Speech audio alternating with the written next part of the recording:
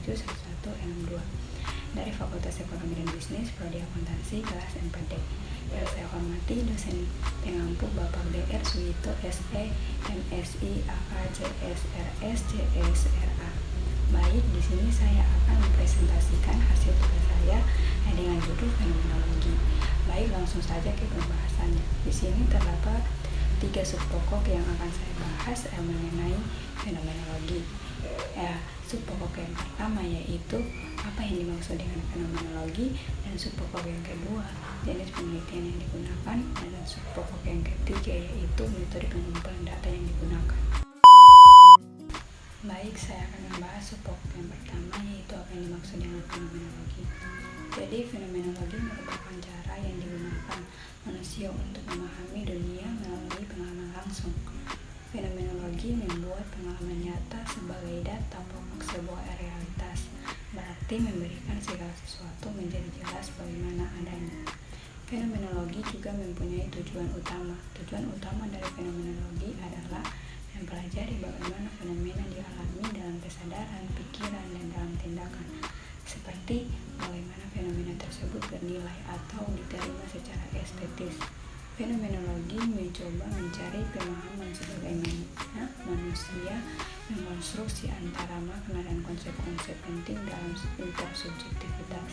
Intersubjektivitas karena pemahaman kita mengenai dunia dibentuk oleh hubungan kita dengan orang lain. Walaupun makna yang kita ciptakan dapat ditelusuri dalam tindakan, karya, dan aktivitas yang kita lakukan, tetapi saja ada peran orang lain di dalamnya.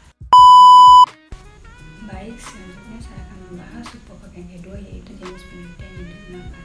Jadi dalam penelitian ini, jenis penelitian yang digunakan adalah metode kualitatif dengan pendekatan fenomenologi yang merupakan penelitian yang didasari dari pengalaman subjektif atau fenomenologikal yang dialami pada diri individu.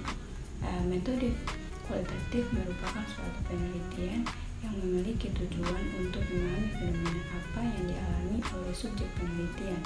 Misalnya dilihat dari sudut pandang perilaku, persepsi, motivasi, tindakan, dan lain-lain. Secara holistik, proses penelitian kualitatif terbagi menjadi 3 tahap, yaitu tahap orientasi atau deskripsi, tahap reduksi atau fokus, dan tahap seleksi. Baik, selanjutnya saya membahas subpokok yang ketiga yaitu metode pengumpulan data. Pada penelitian fenomenologi, metode pengumpulan data yang digunakan berfokus pada interview mendalam dan narasi sebagai langkah-langkah utama dalam membuat penjelasan dan penggambaran dari pengalaman yang pernah dialami dalam hidup. Selain menggambarkan pengalaman hidup seseorang, perlu untuk memperoleh data melalui metode dokumentasi atau metode visual. Dokumentasi data dilakukan untuk memberikan bukti pada penelitian yang dilakukan bahwa penelitian tersebut valid karena dilengkapi dengan dokumentasi tersebut.